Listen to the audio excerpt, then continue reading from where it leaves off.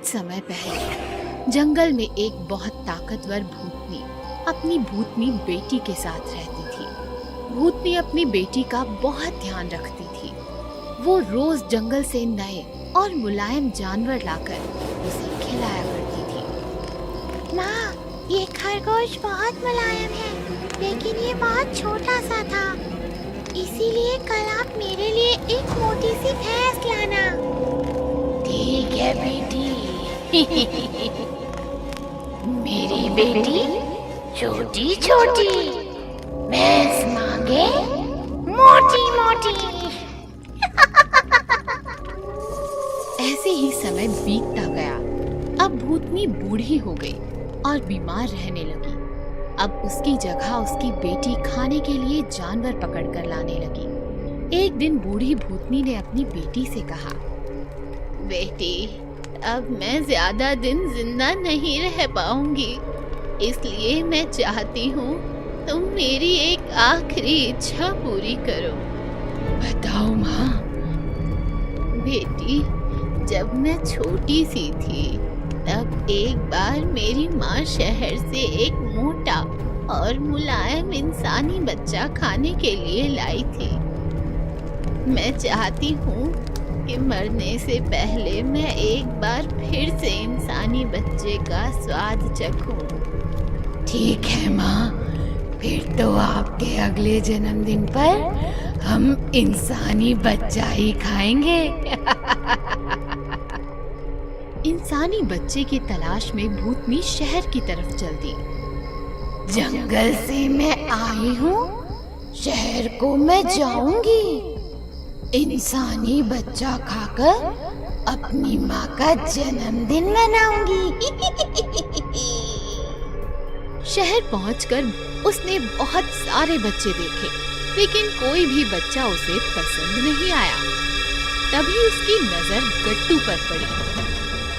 ये बच्चा मुझे मुलायम लग रहा है, लेकिन ये तो बहुत पतला है। इसे तो अकेले माँ ही खा जाएगी, फिर मुझे क्या मिलेगा? कोई बात नहीं, मैं इसे खिला खिला कर मोटा कर दूंगी। और वो एक बहुत सुंदर आंटी का रूप लेकर गट्टू के पड़ोस में रहने लगी। फिर एक दिन वो गाजर का हलवा लेकर गट्टू के घर गई। मैं गट्टू के लिए गाजर का हलवा लाई हूँ। Thank you aunty. अब भूतनी रोज किसी न किसी बहाने से गट्टू को स्वादिष्ट खाना खिलाने लगी। इतना स्वादिष्ट खाना खाकर गट्टू बहुत मोटा हो गया। भूखी भूतनी का खाना खाकर गट्टू हो गया मोटा मोटा। अब मोटे गट्टू को खाकर भूतनी भी होगी मोटी मोटी। अगले ही दिन भूतनी आंटी ने गट्टू से कहा, मैं शहर से थोड़ी दूर बने रेस्टोरेंट पर खाना खाने जा रही हूँ। क्या तुम मेरे साथ चलोगे? हाँ हाँ, मैं आपके साथ जरूर चलूँगा। और फिर भूतनी गट्टू को अपने साथ लेकर जंगल की तरफ चल दी। जैसे ही गट्टू ने जंगल देखा, उसने भूतनी से पूछा, आंटी, आप मुझे जंगल में क्यों ले आई? आपने तो कहा था हम रेस्टोरेंट जा रहे हैं। तभी अचानक भूतनी अपने असली रूप में आ गई। तुमने बहुत कुछ खा लिया गट्टू, अब हमारे खाने की बारी है। अब तो भूतनी आंटी हो। भूतनी गट्टू को लेकर अपनी मम्मी के पास आ गई। माँ, देखो, मैं इंसानी बच्चा लाई हूँ। इसे खाने में तो बहुत मजा आएगा। उन्हें इस तरह से बातें करते देख गट्टू समझ गया कि उसे इन भूतनियों से बचने के लिए जल्द से जल्द कुछ सोचना पड़ेगा। तभी उसे एक आइडिया आया। अब तुमने मन बना ही लिया है तो तुम मुझे खा लो, लेकिन तुम दोनों में से मेरा दिल कौन खाएगा? इंसान के शरीर में उसका दिल सबसे ज्यादा स्वादिष्ट होता है और जो उसे एक बार खा ले वो उसका स्वाद कभी नहीं भूलता। वैसे मुझे लगता है मेरा दिल भूतनी आंटी को खाना चाहिए, क्योंकि उन्होंने इतनी मेहनत जो की है। नहीं नहीं, तुम्हारा दिल तो मैं ही खाऊंगी, क्योंकि मेरे कहने पर ही तुम्हारी भूतनी आंटी तुम्हें शहर से पकड़ कर लाई है। लेकिन मेहनत तो ज्यादा मैंने ही की है। जब मैं छोटी थी तब मेरी माँ ने मुझे बच्चे का दिल नहीं खिलाया था, इसीलिए इसका दिल तो मैं ही खाऊंगी। ऐसे कैसे? मैंने ज्यादा मेहनत की है तो दिल तो मैं ही खाऊंगी। और फिर देखते ही देखते बहस लड़ाई में बदल गई। बूढ़ी भूतनी ने भूतनी पर जोर से वार किया, फिर भूतनी ने भी बूढ़ी भूतनी पर वार किया। इस तरह दोनों आपस में लड़ते लड़ते मर गए और गट्टू वहाँ से बचकर भाग गया। एक थी डायन। कहानी है रामपुरम की। रामपुरम एक छोटा सा शहर था। शहर में एक कॉलोनी थी, नंदनवन कॉलोनी। नंदनवन कॉलोनी शहर की काफी खूबसूरत, स्वच्छ, सुंदर और शांत कॉलोनी थी। कॉलोनी में काफी सारे छोटे मोटे खूबसूरत घर और घरों के सामने पेड़ पौधों की हरियाली थी। कॉलोनी का वातावरण काफी शुद्ध और प्रसन्न था। कॉलोनी में मालिक, किराएदार, डॉक्टर, वकील, टीचर, ऐसे सभी मिडिल क्लास लोग हंसी खुशी और एक दूसरे के साथ मिलजुल कर रहते थे। कॉलोनी के सारे छोटे छोटे बच्चे स्कूल जाते थे और छुट्टी के दिन बाहर कॉलोनी में पेड़ पौधे के साथ खेलते थे। एक दिन की बात है, श्यामलाल जी अपने मकान के सामने अपनी बीवी का इंतजार कर रहे थे। उन्हें मार्केट जाना था। तभी वहाँ मगनलाल जी गए और उन्होंने श्यामलाल जी से बात शुरू की। कैसे हो श्यामलाल जी, बड़ी जल्दी में हो? अरे हाँ भाई साहब, सब बढ़िया। आप बताओ, आपके क्या हाल है? हम भी ठीक है, बस आपसे एक बात पूछनी थी। हाँ हाँ बोलो ना। आपका मकान देना था ना किराए पर। मेरे साले का एक दोस्त आ रहा है हमारे यहाँ रहने, उसे मिल सकता है क्या? अरे यार मगनलाल जी, लेट हो गए आप। क्या हुआ, किसे दे दिया क्या? हाँ भाई, दे दिया एक बुढ़िया को। बेचारी अकेली है, सरकार की तरफ से जो मिलता है उस पर जीती है। मैंने सोचा दे दो, बुढ़िया है, ज्यादा तकलीफ भी नहीं देगी। अच्छा तो कोई बात नहीं, लेकिन कहाँ है वो बुढ़िया? दिखी नहीं कभी। अरे अभी तक आई नहीं है वो, बस सामान और किराया छोड़कर गई है, कब आएगी पता नहीं। अरे लक्ष्मी चलो भी। ये औरतें हमेशा लेट कर देती हैं, बाजार जाना था। एक संडे की बात है, दोपहर का समय था। कॉलोनी के सभी लोग अपने अपने घरों में आराम कर रहे थे और उनके छोटे छोटे बच्चे पेड़ पौधों के नीचे कॉलोनी में खेल रहे थे। तभी अचानक मौसम बदल गया। बहती हवा अचानक रुक गई और तापमान बढ़ गया। आसमान में कौवे कांव कांव करने लगे। माहौल एकदम अजीब हो गया और छोटे छोटे बच्चे बेचारे परेशान हो गए। आहा, बहुत गर्मी हो रही है मुझे। गर्मी हो रही है तो फिर शर्ट उतार दे। उतार दूं? नहीं नहीं, मम्मी डांटेगी। तभी बच्चों को टक टक आवाज सुनाई दी। ये टक टक आवाज कैसी है? चलो देखते हैं। फिर बच्चों ने सड़क पर आकर देखा तो सड़क पर एक काफी बूढ़ी दादी लाठी के सहारे धीरे धीरे आगे बढ़ रही थी। बुढ़िया की लाठी बार बार फिसल रही थी और वो काफी संभल कर मुस्कुराते हुए चल रही थी। ओह, कितनी प्यारी है ये दादी अम्मा, चलो चलते हैं उनके पास। फिर क्या, बच्चे दादी अम्मा कहते हुए उछलते कूदते बुढ़िया के पास गए। बच्चों को देखकर बुढ़िया मुस्कुराई। अरे यहाँ तो बड़े ही बच्चे हैं, बहुत मजा आने वाला है। आप अब यहीं रहने वाली हो? हाँ, मैं यही रहने वाली हूँ। तुम लोगों को परेशान करने वाली हूँ बहुत। बुढ़िया की बातें सुनकर बच्चे हंसने लगे। मुझे उस सामने वाले श्याम जी के मकान में जाना है। चलो हम छोड़ देते हैं आपको। चिंटू ने बुढ़िया की लाठी ले ली और उसका हाथ पकड़कर बुढ़िया को सहारा दी। बाकी बच्चे भी बुढ़िया के पीछे पीछे चलने लगे। मकान के अंदर आते ही चिंटू बोला, अब हम खेलने जाते हैं। तभी अचानक बुढ़िया जोर जोर से अजीब आवाज में हंसने लगी।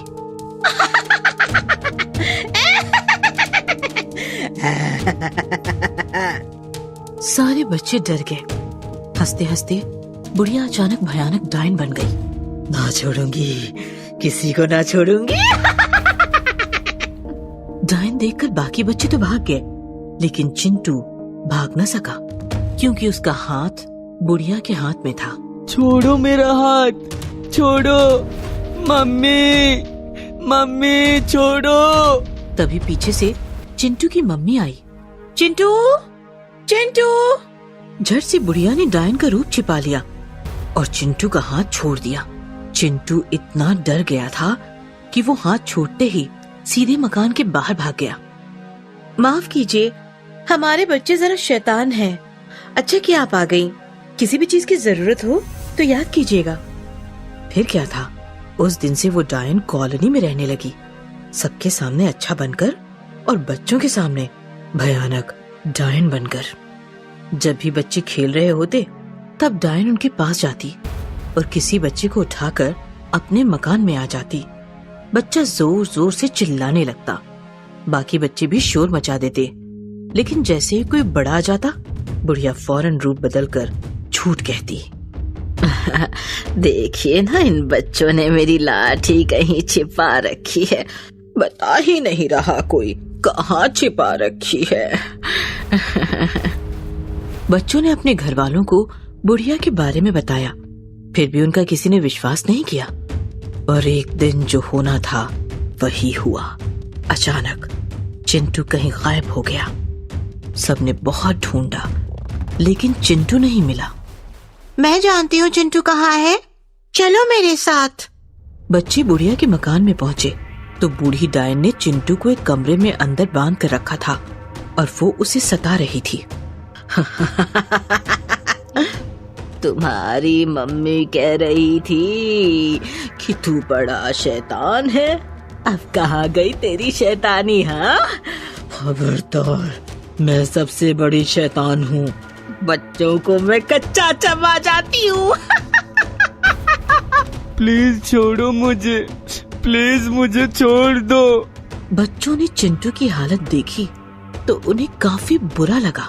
चलो मम्मी पापा को बताते हैं। नहीं, वो आएंगे तो डायन फिर से कुछ न कुछ झूठ बोलकर बच जाएगी। तो फिर अब क्या करें? चिंकी ने मोबाइल निकाला और डायन का वीडियो बनाया।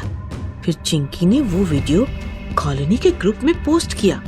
वीडियो देखकर कॉलोनी के सभी लोग उस मकान में पहुँचे और उन्होंने डायन के चंगुल से चिंटू को बचा लिया। अब रूप बदलने की कोई जरूरत नहीं है डायन, तुम्हारा असली रूप हम सबके सामने आ चुका है। हमने बच्चों पर पहले भरोसा नहीं किया, लेकिन भला हो इस मोबाइल का, मारो इसे। फिर कॉलोनी की सारी औरतों ने मिलकर डायन की अच्छी खासी धुलाई की। मार खाने के बाद बूढ़ी डायन कॉलोनी से हमेशा हमेशा के लिए भाग गई। भूतों की बारात। ये खौफनाक कहानी है सोलापुर शहर की। सोलापुर में भेड़ी बाजार नामक एरिया था। वहाँ से एक बारात गुजर रही थी। दूल्हा था चंदेर। चंदेर बहुत ही खुश था। अरे नाचो, ये रघु नाचना, शराब कम पड़ गई है क्या? चंदेर के सारे दोस्त शराब पीकर टुन्न थे और उछल उछल कर डीजे के पीछे डांस कर रहे थे। बारात भेड़ी बाजार की गलियों में गुजर रही थी। लोग अपने घरों के सामने खड़े होकर बारात देख रहे थे। पटाखे फूट रहे थे, पैसों की बरसात हो रही थी। माहौल काफी रंगीन था। अरे आगे बढ़ो, हॉल काफी दूर है, चलो आगे बढ़ो। ए बूढ़े, दिमाग मत खा, इतनी जल्दी है तो जा तू मंडप पे कर ले शादी। बूढ़ा गुस्सा हो गया और चंदेर के पास जाकर शिकायत करने लगा। चंदेर बेटा, कैसे दोस्त है तुम्हारे? ना बात करने की तमीज है, ना समय का अनुमान है। उन्हें समझाओ बेटा, अब बहुत हो गया नाचना कूदना। अरे चाचा, दिमाग मत खराब करो यार, शादी बार बार थोड़ी होती है। नाचने दो उन्हें, तुम्हें तकलीफ हो रही है तो जाओ मंडप पे बैठ जाओ। अब दूल्हा भी ऐसी बात करेगा तो भला किसको गुस्सा नहीं आएगा। बूढ़ा चाचा गुस्सा हो गया और अपने सारे रिश्तेदार लेकर आगे हॉल की तरफ निकल गया। अब बारात में सारे यंग लड़के ही बचे थे जो शराब की बोतलें उल्टी कर रहे थे और बस नाच रहे थे। रात बढ़ रही थी लेकिन बारात आगे बढ़ने का नाम नहीं ले रही थी। डीजे जोर जोर से बज रहा था। लड़के हंगामे कर रहे थे जिससे वहाँ के लोकल लोग परेशान होने लगे। अरे नाचो! एक आदमी चंदेर के पास जाकर बोला, ये भाई सुन, बहुत हुआ तुम लोगों का, अब निकलो यहाँ से, सोने दो हमें, नहीं तो पूरी बारात पीटी जाएगी। ये शरीफों का मोहल्ला नहीं है, याद रखना। चंदेर डर गया और अपने दोस्तों से बोला, भाइयों चलो चलते हैं यहाँ से, सोना है लोगों को। क्या यार चंदेर, तू तो बोला था रात भर हंगामा होगा और अब बोल रहा है चलो। अरे यार, बारात हॉल में ले जाने को थोड़ी कह रहा हूँ, बस इस मोहल्ले से चलो। वो देखो सामने, वहाँ पुल के सामने सुनसान जगह है, वहाँ ले चलो डीजे। डीजे मोहल्ले से भगाकर पुल के पीछे सुनसान अंधेरे में रोका गया। फिर से गाना शुरू हुआ और बेवड़े दोस्त पागलों की तरह झूमने लगे। तभी अचानक डीजे बंद हो गया और यकायक अंधेरा फैल गया। सारा माहौल अचानक सुनसान। अरे यार, अंधेरा कैसे हो गया? बत्तियां जलाओ। तभी घनघोर अंधेरे में डीजे बजने लगा। सबने डीजे की तरफ देखा तो सब हिल गए। डीजे पर काफी सारे भूत बैठे हंस हंस कर झूम रहे थे। सारे बेवड़े डर के मारे इधर उधर भागने लगे। चंदेर का घोड़ा भी बौखला गया। अचानक जोर जोर से पटाखे बजने लगे, तेज हवा चलने लगी। नाचो रे। देखते देखते भूतों का तांडव शुरू हुआ। चंदेर और उसके बाराती फटी आंखों से वो नजारा देखकर रो रहे थे। चंदेर, ये क्या है यार? अब मुझे थोड़ी पता ये क्या है। भूत काफी अजीब तरीके से नाच रहे थे। थोड़ी देर नाचने के बाद डीजे अचानक रुक गया और सारे भूत चंदेर और उसके दोस्तों की तरफ बढ़ने लगे। सारा माहौल एकदम टाइट था। सारे बेवड़े पसीना पसीना थे। सारे भूत बेवड़े बारातियों के पास जा पहुंचे। सबकी सांसें तेज हो गईं। बजाओ। फिर से डीजे शुरू हुआ। एक भूत खास डीजे में बैठकर ऑपरेट कर रहा था। नाचो हमारे साथ, नहीं तो यही मुर्दा बन जाओगे। चंदेर के बेचारे बेवड़े दोस्त भूतों के साथ नाच भी रहे थे और रो भी रहे थे। उनकी ये हालत देखकर भूतों को और मजा आ रहा था। भूत जोर जोर से चीख रहे थे, याहू! आज मेरे यार की शादी है, आज मेरे यार की शादी है। एक भूत चंदेर के पास आया और उसने चंदेर को अपने कंधे पर उठा लिया। छोड़ो मुझे, छोड़ो, बचाओ, छोड़ो। नाच, नहीं तो पूल के नीचे फेंक दूंगा। चंदेर डर गया और भूत के कंधे पर बैठकर बदन हिलाने लगा। भूत चंदेर को लेकर सुनसान अंधेरे में पुल की तरफ बढ़ने लगा। अरे नाच तो रहा हूँ, पुल के पास क्यों ले जा रहे हो? छोड़ो मुझे, छोड़ो। लेकिन भूत चलता रहा और पुल पर जाकर रुक गया। चंदेर ने नीचे नदी में देखा। काफी गहरी और विशाल नदी थी। क्यों परेशान कर रहे हो हमें? आज मेरी शादी है, छोड़ दो मुझे, छोड़ दो। उस दिन मेरी भी शादी थी। क्या? मैं कुछ समझा नहीं। उस दिन मेरी शादी थी। मैं अपने बेवड़े दोस्तों के साथ हंगामा कर रहा था और इधर मेरी दुल्हन बेचारी इंतजार कर रही थी। लोगों ने काफी समझाया लेकिन हम नहीं माने। हम अलग ही नशे में थे उस दिन। नाचते पीते हुए इस पुल पर आए और जोर जोर से नाचने लगे। तब यहाँ लकड़ी का पुल था। हम नशे में थे, पुल टूट गया और सारे बेवड़े बारातियों के साथ मैं भी मर गया। क्या? लेकिन तुम ये हमें क्यों बता रहे हो? क्योंकि आज तुम सबके साथ भी यही होने वाला है। मेरे सारे भूतिया बाराती तुम्हारे बेवड़े बारातियों को इस पुल पर लेके आएंगे और ये पुल गिर जाएगा। फिर तुम सब हमारे साथ ही हो जाओगे। ऐसा कहकर भूत जोर जोर से हंसने लगा।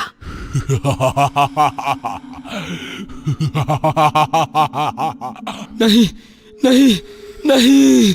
तभी अचानक लाइट आ गई और चंदेर ने देखा कि वो डीजे के सामने घोड़े पर बैठा है। वहाँ कोई भूत नहीं है। अरे क्या लफड़ा है यार, पैसा लेना है या नहीं? आधा घंटा हो गया, डीजे लगाओ। नहीं शिवा, अब सीधे मंडप पे चलते हैं। हैं? चढ़ गई है क्या तुझे? हाँ? नहीं, पूरी उतर गई है। अरे चलना, पूल पर डांस करते हैं, पूल डांस।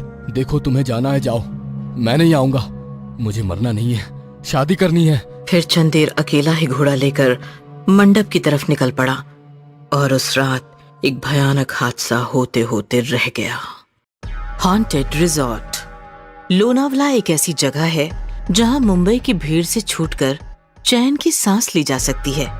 ऊंचे पहाड़, हरी और गहरी वादियां, शांत सफेद कोहरा।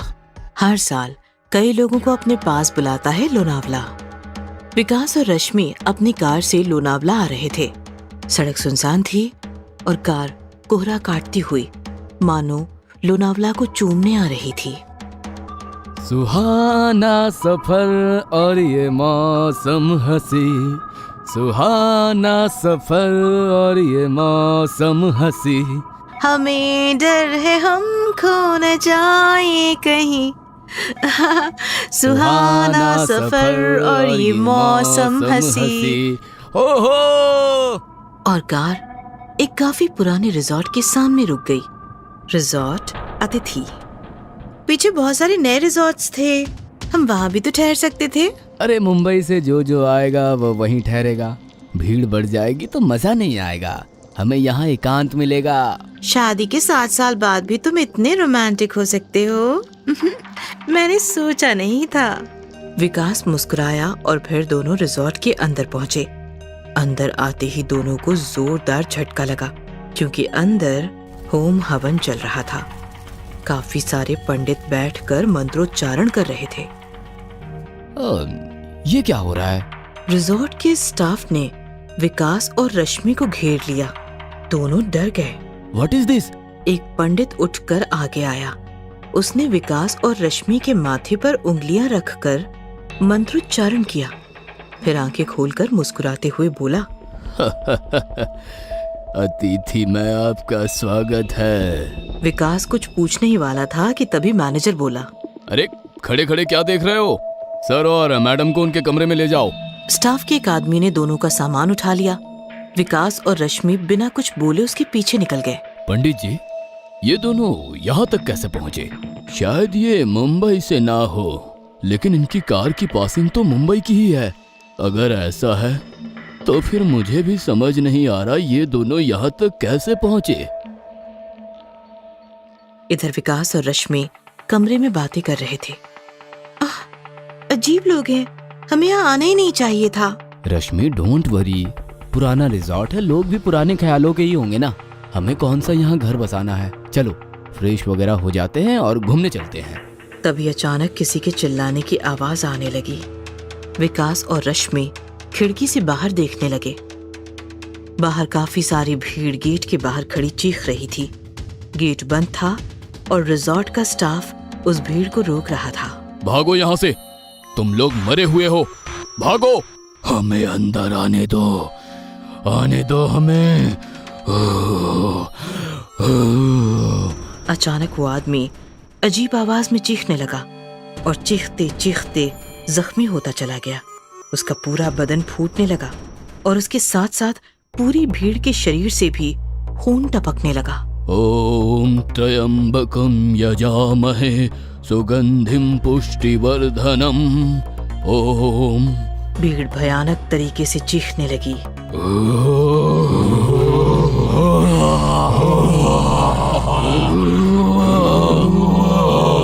देखते ही देखते नजारा इतना भयानक हो गया। मैंने कहा था ना तुमको, यहाँ जरूर कुछ गड़बड़ है।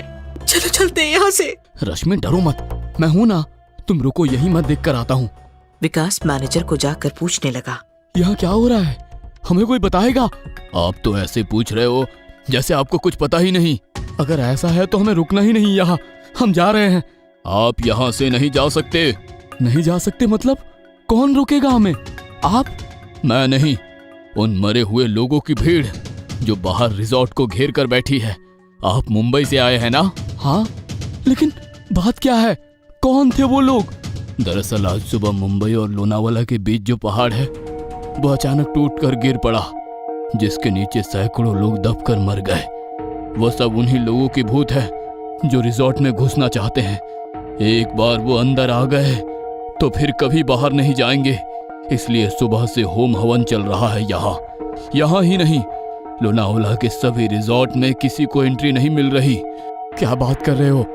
रास्ते में हमें तो कोई पहाड़ नहीं मिला गिरा हुआ। वैसे कुछ हुआ होता तो हम यहाँ तक पहुँचते कैसे? हम भी पहाड़ के नीचे गिरकर मर जाते ना, क्योंकि हम भी तो सुबह ही निकले थे मुंबई से। यही तो हमें समझ नहीं आ रहा, तुम लोग यहाँ तक पहुँचे कैसे? हमें वो जानना भी नहीं है, हम जा रहे हैं यहाँ से। विकास अपने कमरे में आया तो कमरे में रश्मि नहीं थी। विकास ने बाहर देखा तो रश्मि बाहर रिजॉर्ट का गेट खोलकर खड़ी थी। रश्मि, ये क्या किया तूने? वो घायल थे, बच्चे बूढ़े भूखे प्यासे रो रहे थे, अंदर आना चाहते थे। वो कौन? रश्मि ने हाथ उठाकर विकास को दिखाया। विकास ने गेट के बाहर देखा तो बाहर से अंदर काफी सारे भयानक भूत रोते चीखते चिल्लाते बीवी बच्चों के साथ अंदर रिजॉर्ट में भाग रहे थे। अचानक रश्मि बेहोश हो गई। विकास ने रश्मि को संभाला और वो रिजॉर्ट के अंदर जाते हुए भूतों को देखता रहा। सारे भूत अंदर चले गए। विकास ने झट से रश्मि को कार में डाला और कार मुंबई की तरफ घुमाई। रश्मि बेहोश थी। विकास कोहरे में कार चला रहा था। थोड़ी देर बाद रश्मि को होश आ गया। रश्मि, डोंट वरी, हम बच गए हैं। रिजॉर्ट में रहते तो मर जाते। रश्मि मुस्कुराई और गाना गाने लगी। सुहाना सफर और ये मौसम हंसी, हमें डर है हम खो न जाए कहीं। सुहाना सफर और ये मौसम हंसी।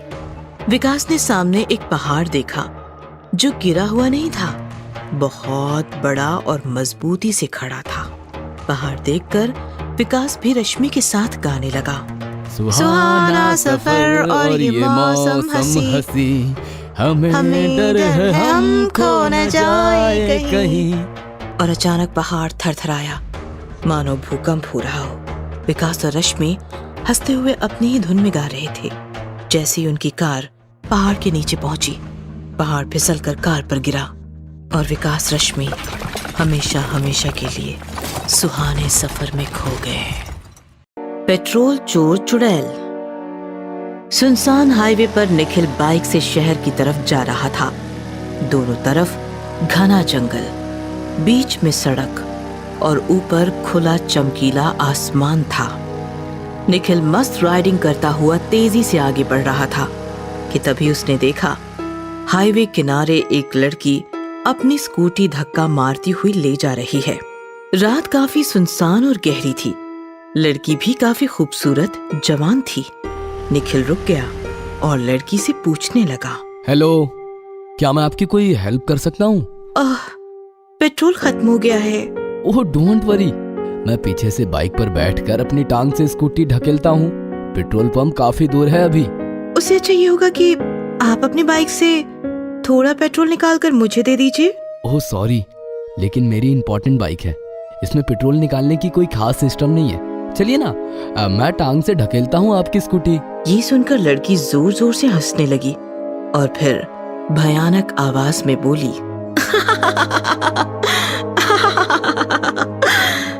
इससे अच्छा तो मैं तुम्हारी बाइक छीन कर जंगल ले जाऊं, जैसे उस अंकल से ये स्कूटी छीनी।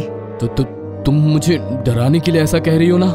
ये सुनकर लड़की फिर से हंसने लगी और हंसते हंसते भयानक चुड़ैल बन गई।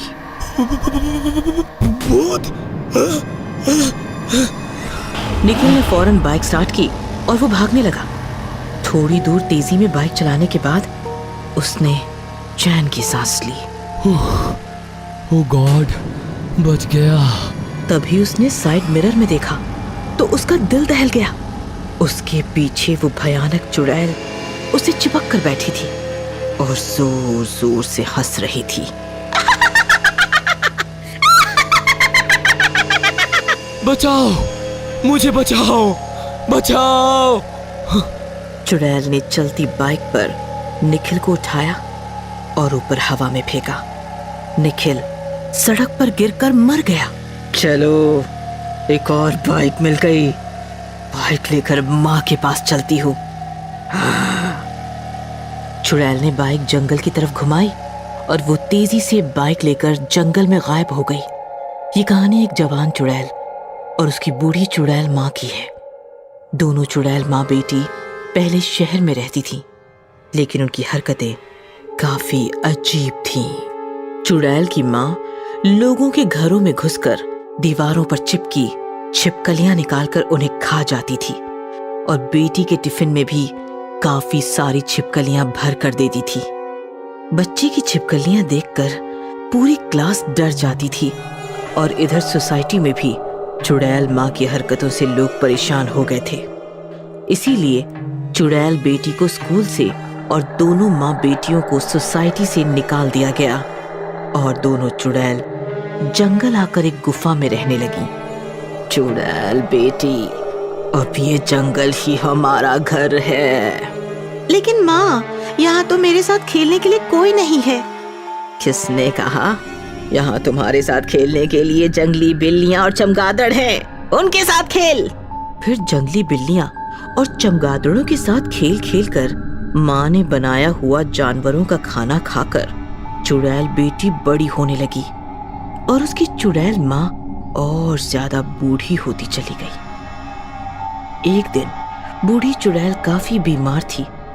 चुड़ैल बेटी ने उसका काफी इलाज किया, फिर भी उसकी तबीयत ठिकाने पर ना आई। मेरी तबीयत ठिकाने पर लाने का बस एक ही इलाज है बेटी। माँ, तुम बताओ, मैं तुम्हारे लिए कुछ भी कर सकती हूँ। तो सुन, बचपन से ही मुझे पेट्रोल और पेट्रोल का धुआं काफी पसंद है।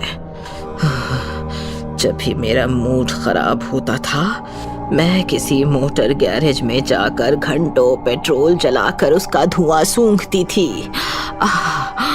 बहुत मजा आता था मुझे। अब यहाँ जंगल में इतनी शुद्ध और प्राकृतिक हवा है, इसीलिए मैं बीमार पड़ गई हूँ शायद। तू अगर मेरे लिए पेट्रोल का जुगाड़ कर ले तो मैं ठीक हो जाऊंगी। ठीक है माँ, जैसी तुम्हारी इच्छा। उस दिन से चुड़ैल जंगल से हाईवे आकर लोगों को सताने लगी, रूप बदलकर लोगों को रोकने लगी और फिर उन्हें मारकर उनके वाहन जंगल ले जाने लगी। निखिल की बाइक लेकर चुड़ैल अपनी गुफा के सामने पहुंची। बाइक की आवाज सुनकर बूढ़ी चुड़ैल माँ बाहर आ गई। बेटा, आ गई तू। देख माँ, मैं कैसी बाइक लेकर आई हूँ आज। चल बेटा, टंकी खोल। चुड़ैल ने बाइक की टंकी खोली तो चुड़ैल माँ ने अपना पूरा मुंह टंकी के अंदर डाल दिया। चुड़ैल बेटी ने भी माँ का मुंह ताकत से टंकी में दबाया। काफी देर तक चुड़ैल टंकी सूंघती रही और सारा पेट्रोल खींच गई। फिर उसने मुंह बाहर निकाला। कैसे लोग हैं, टंकी भी फुल नहीं करवाते। पहले जमाने में टंकी ऊपर तक टच रहती थी। माँ, पेट्रोल अब काफी महंगा हो गया है ना, शायद इसलिए। चल बेटा, अंदर चल, तू थक गई होगी। खाना खा ले। दोनों चुड़ैल अंदर चली गई। एक फॉरेस्ट ऑफिसर दोनों को छिप छिप कर देख रहा था। चुड़ैल के अंदर जाते ही वो अफसर भी वहां से भाग गया। रोज चुड़ैल माँ के लिए पेट्रोल चुराने हाईवे पे आती थी, रूप बदलकर लोगों को फंसाती थी, उनसे बोतल में पेट्रोल लेकर उन्हें मारकर जंगल भाग जाती थी। जैसे ही लोगों को पता चला कि हाईवे पर पेट्रोल चोर चुड़ैल का आतंक फैल रहा है, लोगों ने हाईवे से गुजरना ही छोड़ दिया। फिर चुड़ैल ने पेट्रोल पंप जाकर पेट्रोल चुराना शुरू किया, यहाँ तक कि वो शहर में भी घुसने लगी। सोसाइटीज की पार्किंग में जाकर वाहनों से पेट्रोल चुराने लगी। लोग सुबह बाइक स्टार्ट करते तो बाइक स्टार्ट ही नहीं होती थी। अरे ये क्या, पेट्रोल खत्म, कल ही तो डाला था 100 का। हे भगवान, इधर चुड़ैल और इधर सरकार, आम आदमी जिए तो कैसे। लोग पेट्रोल चोर चुड़ैल की वजह से परेशान हो गए थे। पुलिस कमिश्नर भी चिंतित थे। एक दिन फॉरेस्ट ऑफिसर पुलिस कमिश्नर से मिलने गए और उन्होंने कमिश्नर को वो सब कुछ बता दिया जो जो उन्होंने देखा था। ओह, तो वो जंगल में रहती है। एक दिन चुड़ैल पेट्रोल के लिए हाईवे पर भटक रही थी। तभी उसने देखा एक पेट्रोल का टैंकर हाईवे से आ रहा था। पेट्रोल का टैंकर! इसे पेट्रोल पंप जाने से पहले ही चुरा लेती हूँ, लेकिन इसे कैसे रोकूं? तभी टैंकर अपने आप रुक गया और ड्राइवर पेशाब करने के लिए नीचे उतरा। ड्राइवर के दूर जाते ही चुड़ैल टैंकर पर चढ़ गई और ढक्कन खोलकर अंदर पेट्रोल देखने लगी। अरे, इसमें तो गहरा अंधेरा है। अब पता कैसे चलेगा पेट्रोल है भी या नहीं? एक काम करती हूँ, उतर कर देखती हूँ। चुड़ैल टैंकर के अंदर गई। जैसे ही वो अंदर उतरी, फॉरेस्ट ऑफिसर ने फौरन टैंकर में माचिस की जलती तिल्ली फेंकी। धम से धमाका हुआ और टैंकर के साथ साथ चुड़ैल के भी चिथड़े उड़ गए। इस प्रकार पेट्रोल चोर चुड़ैल खत्म हो गई और पेट्रोल का इंतजार करते करते गुफा में बैठी उसकी बूढ़ी चुड़ैल माँ भी तड़प तड़प कर खत्म हो गई। Room number 13। सुनो, मेरे कमरे का हीटर काम नहीं कर रहा है, अंदर आकर ठीक करो। ड्यूटी पर नए नए ज्वाइन हुए होटल कर्मचारी को लगा कि उसे कस्टमर को खुश करने का मौका मिल रहा है। वो झट से उस मैडम के पीछे रूम में चला गया और मैडम ने अंदर से दरवाजा बंद कर लिया। लेकिन वो था उस होटल का सबसे मनहूस कमरा, रूम नंबर 13। ये खौफनाक कहानी है लोनावला की। लोनावला की खूबसूरत वादियों में होटल अतिथि कुछ सालों पहले ही नया नया शुरू हुआ था। होटल में टोटल 20 रूम्स थे और सभी रूम्स हर सीजन में हमेशा एंगेज रहते थे। लेकिन होटल अतिथि में एक कमरा ऐसा भी था जिसमें बस एक बार एक ही कस्टमर गया और उसके बाद वो कमरा हमेशा हमेशा के लिए आउट ऑफ सर्विस हो गया। वो था रूम नंबर 13। दुनिया की किसी भी होटल में रूम नंबर 13 नहीं देखा मैंने, क्योंकि 13 नंबर रूम अशुभ माना जाता है।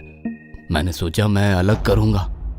मैंने अपने होटल में रूम नंबर 13 को जगह दे दी और वही मेरी सबसे बड़ी भूल साबित हुई।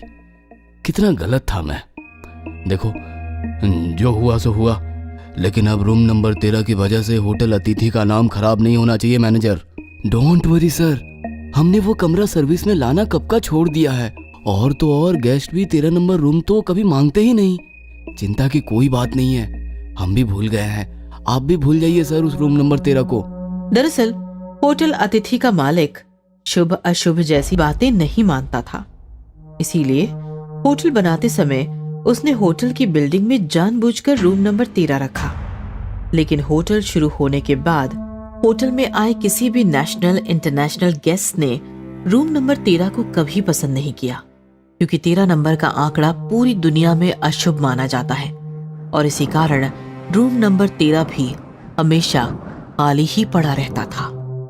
लेकिन एक साल पहले मेघा नाम की एक औरत अपने पति से झगड़ा करके लोनावला भाग आई और रहने के लिए उसने होटल अतिथि चुना।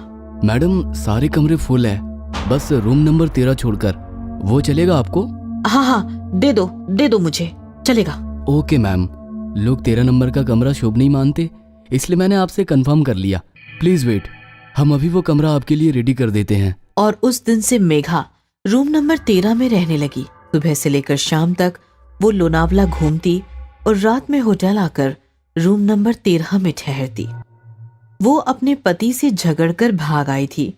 एक दिन उसका पति आया और मेघा को मना कर ले गया। लेकिन फिर दोनों के बीच पता नहीं ऐसा क्या हुआ कि मेघा उसी रात फिर से होटल लौट आई और दूसरे दिन सुबह होटल स्टाफ ने रूम नंबर 13 में पंखे से लटकी हुई उसकी लाश देखी। मेघा ने रूम नंबर 13 में फांसी लगाकर खुदकुशी कर ली थी। इस घटना के बाद होटल मालिक को अपनी गलती का एहसास हुआ और रूम नंबर 13 हमेशा हमेशा के लिए बंद करा दिया गया। उस घटना के बाद होटल के सभी कर्मचारी उस कमरे के सामने जाने से भी डरते थे।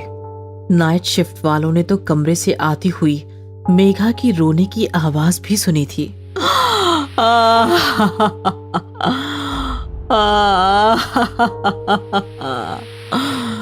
विशाल, तुमने ठीक नहीं किया। तुमने ठीक नहीं किया विशाल। मार दूंगी, सबको मार दूंगी। एक हफ्ते पहले एक रूम सर्विस वाला रूम नंबर 14 को सर्विस देकर आ रहा था। तब उसने रूम नंबर 13 के सामने बैठा रोता हुआ मेघा का भयानक भूत देख लिया।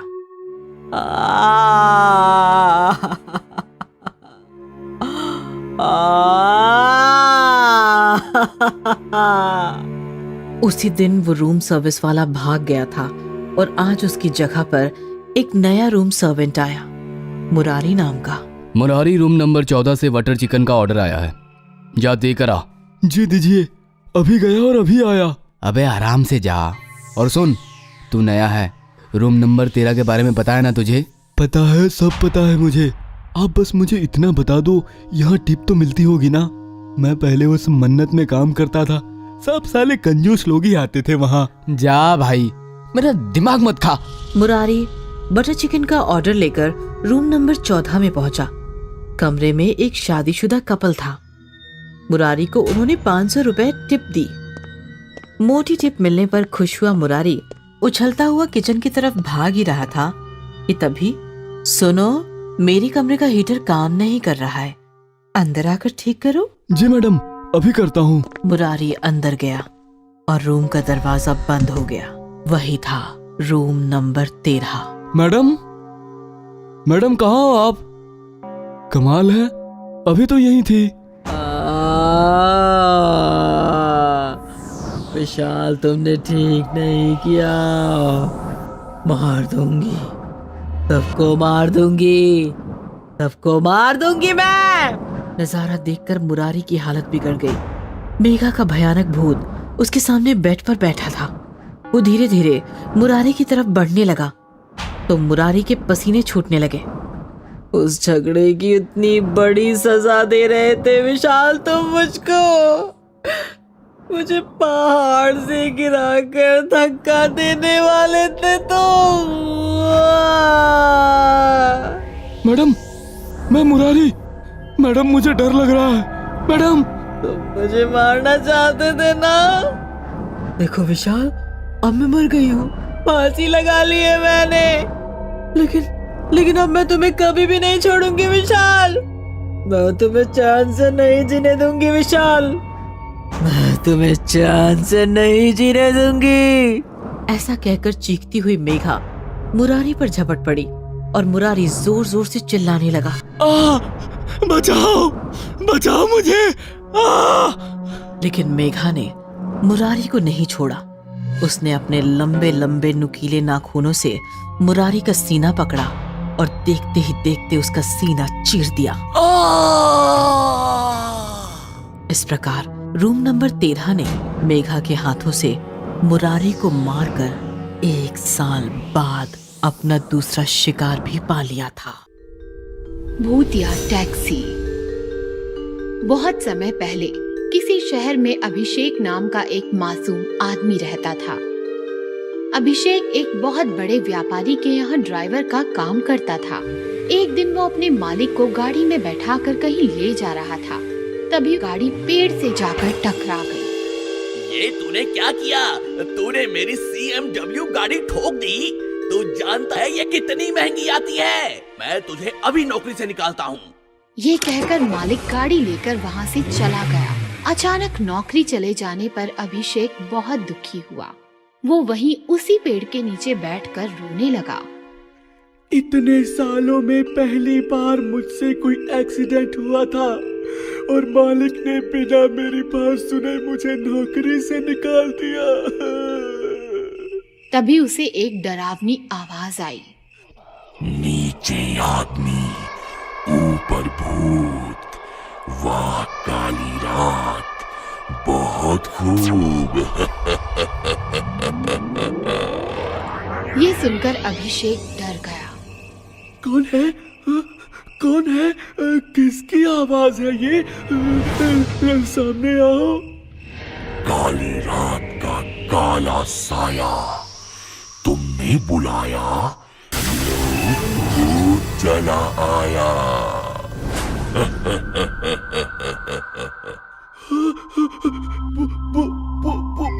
भूत?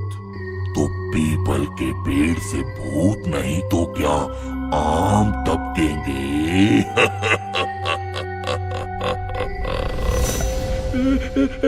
मुझे जाने दो, मैंने ध्यान नहीं दिया कि ये पीपल का पेड़ है।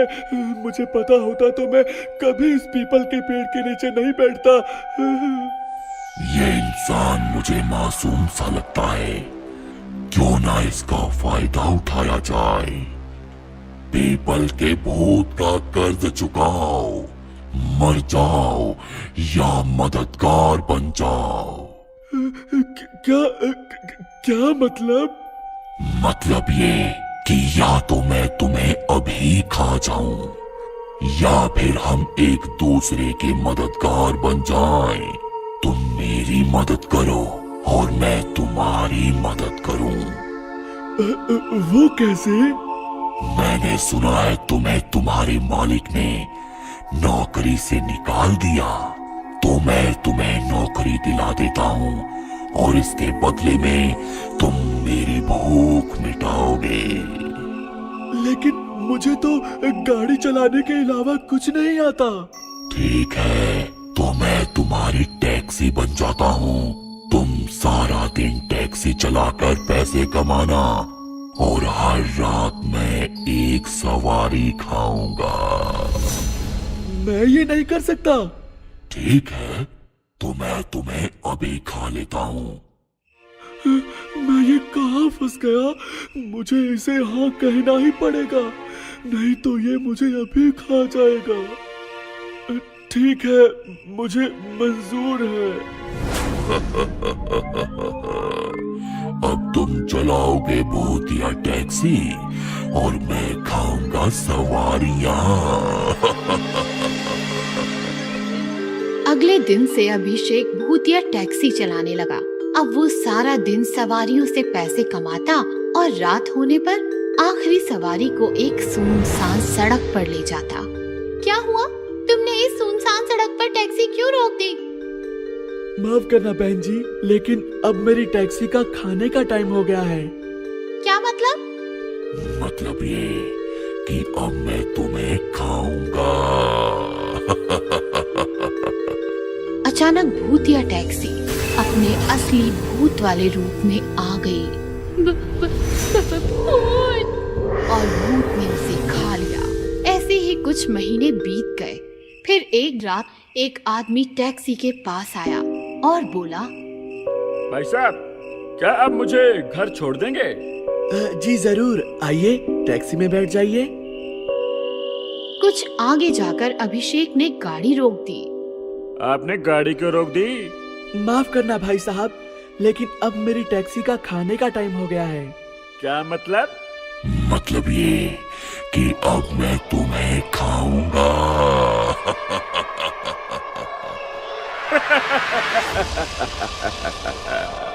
तुम हंस क्यों रहे हो? वो इसलिए कि तुमने खुद मेरे सामने आकर मेरा काम आसान कर दिया। बहुत दिनों पहले मुझे एक भूतिया टैक्सी की खबर मिली थी, तब से मैं तुम्हें ढूंढ रहा था। लेकिन मैं भूत हूँ, मैं तुम्हें खाऊंगा। और मैं भूत हंटर हूँ, मैं तुम्हें मार दूंगा। भूत हंटर सुनते ही भूत डर के मारे कांपने लगा। भूत हंटर, प्लीज मुझे जाने दो, मैं अब किसी इंसान को नहीं खाऊंगा। लेकिन भूत हंटर ने उसकी बिल्कुल नहीं सुनी। उसने भूत पर एक ताकतवर मंत्र मारा। भूतिया टैक्सी, सवारियां खाए भूतिया टैक्सी, भूतिया टैक्सी, भूतिया टैक्सी, गायब हो जाए भूतिया टैक्सी। भूत हंटर के ऐसा कहते ही भूत गायब हो गया।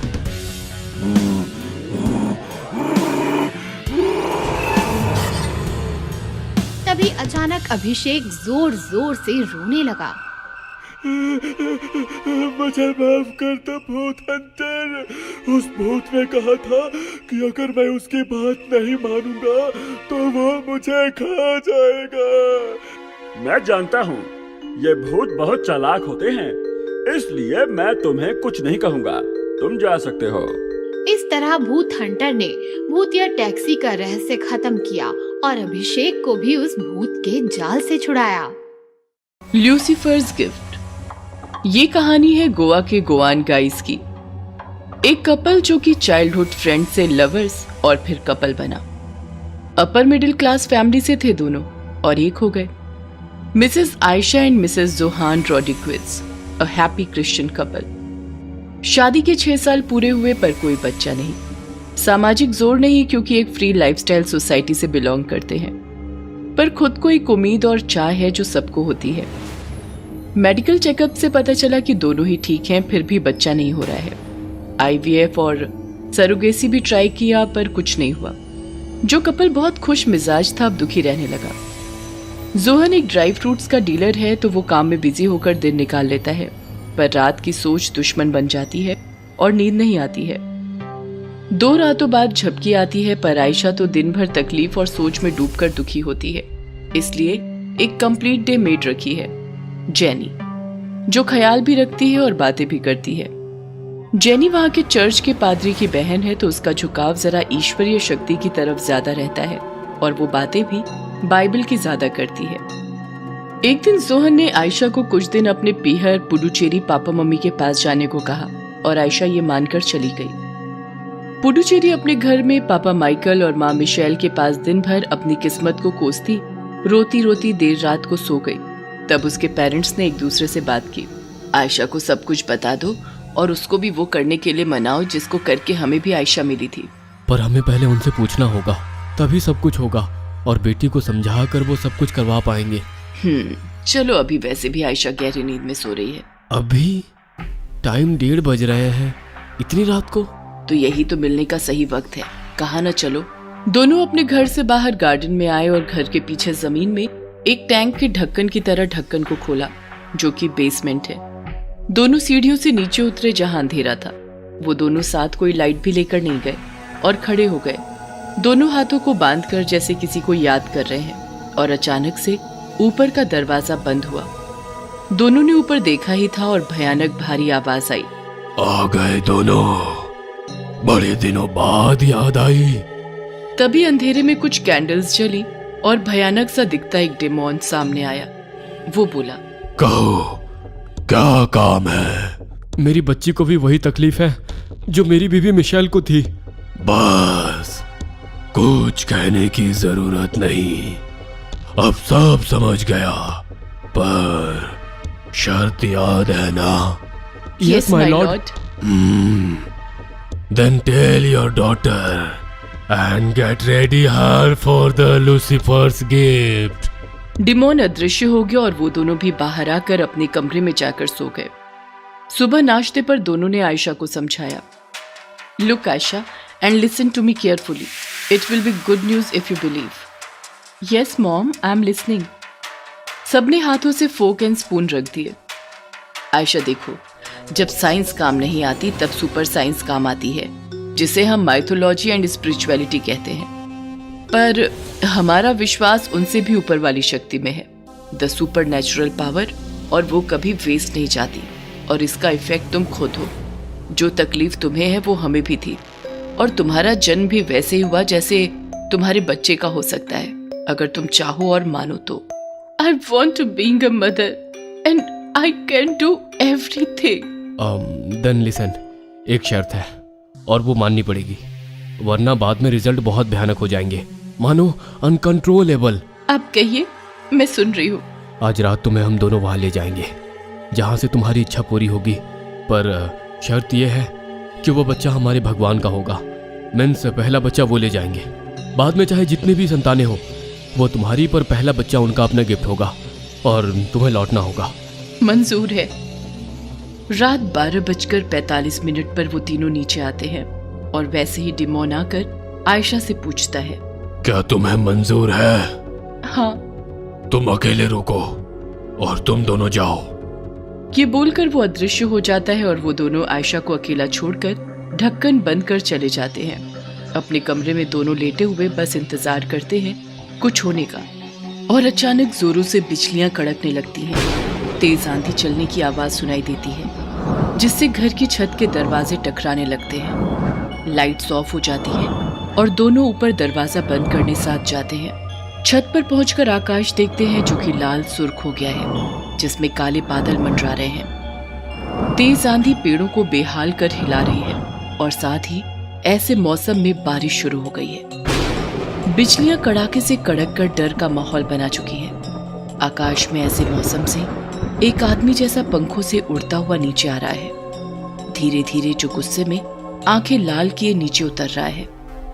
उन दोनों की नजरें उससे मिली और दोनों घुटनों पर बैठ गए। वो आसुरी शक्ति नीचे उतरती है पंखों के सहारे घर के पीछे उतर गई। मौसम अभी भी वैसा ही है।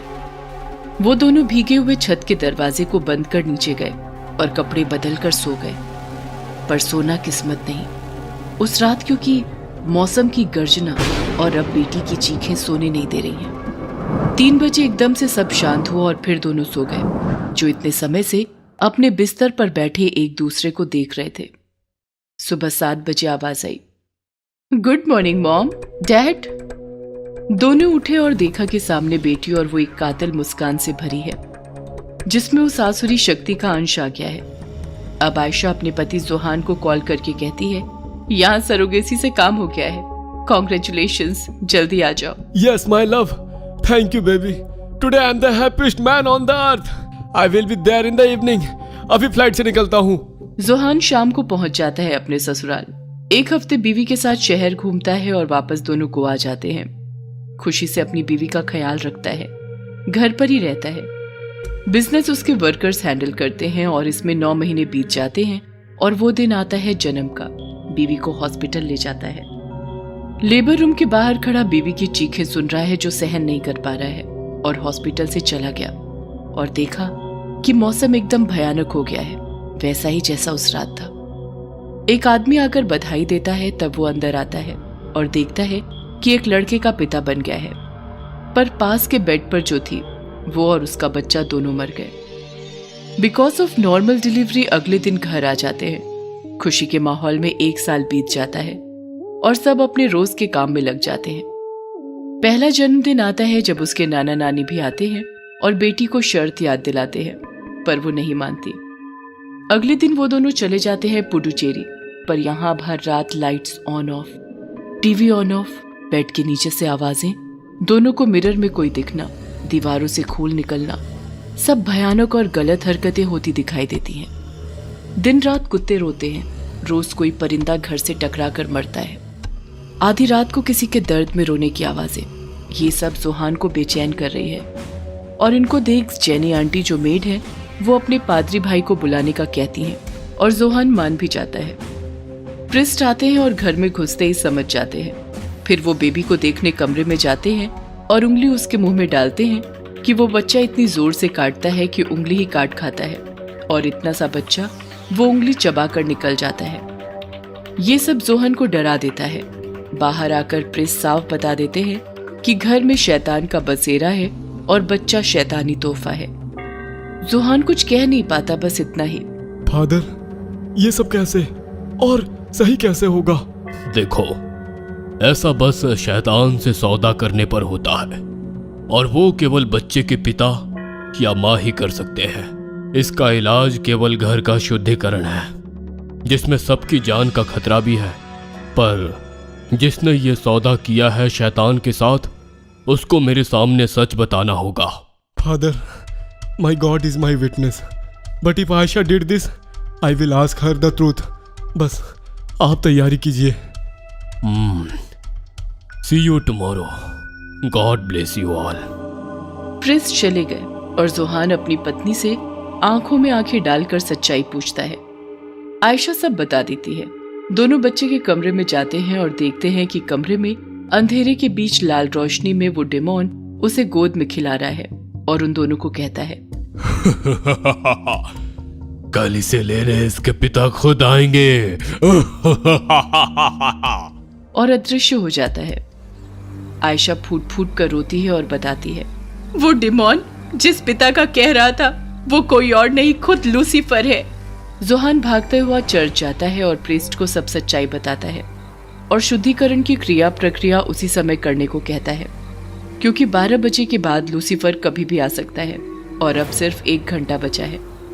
अब पादरी और जोहान घर आकर प्रक्रिया शुरू आवर फादर इन हेवन प्रार्थना के साथ चर्च होली वाटर छिड़कने से करते हैं और वहां जोहान, जेनी एंड आयशा पादरी के पीछे चलते जाते हैं। फिर जब आखिर में बच्चे के कमरे तक फर्स्ट फ्लोर पर पहुंचते हैं कि घड़ी की घंटी बजती है जिसमें 12 बज चुके हैं और समय थम गया है। पादरी का मुंह सिल जाता है, हाथों से Bible and holy water bottle गिर जाते हैं और वो कुछ बोल नहीं पाता। तभी भयानक मौसम बन जाता है। तभी घर की छत गिरती है और फिर उसमें से उड़ता हुआ उतरता है बड़े पंख और भयानक चेहरा लिए लूसीफर। अपने बच्चे को उठाता है कि आयशा उसके पैर पकड़कर गिड़गिड़ाती है, मुझे ले जाओ पर बच्चे को छोड़ दो। पर लूसीफर इतनी जोर से चिल्लाता है कि दूर तक आवाज जाती है। मौसम और माहौल भयानक है क्योंकि लूसीफर है वहां और वो एक बात कहता है, बस। I told you, and you promised that you will give me my gift. और अब ले जा रहा हूँ। वो लेकर उड़ जाता है पर जेनी प्रेयर कंटिन्यू करती है कि पीछे खड़ा डिमोन उड़ता हुआ उसके ऊपर झपट्टा मारता है और बाहर की ओर दीवार गिरता हुआ तेजी से ले जाता है। पादरी ठीक हो जाते हैं और प्रार्थना पूरी करते हैं। फिर घर के बाहर आकर देखते हैं कि बहन जेनी नहीं रही। वो दोनों पति पत्नी जमीन पर बैठे रो रहे हैं। तभी अंदर से बच्चे के रोने की आवाज आती है और जोहान अंदर भागता है।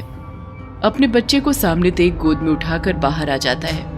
वहीं देखता है कि आयशा की लाश जमीन पर है और आयशा की आत्मा का हाथ थामे लूसीफर ले जा रहा है।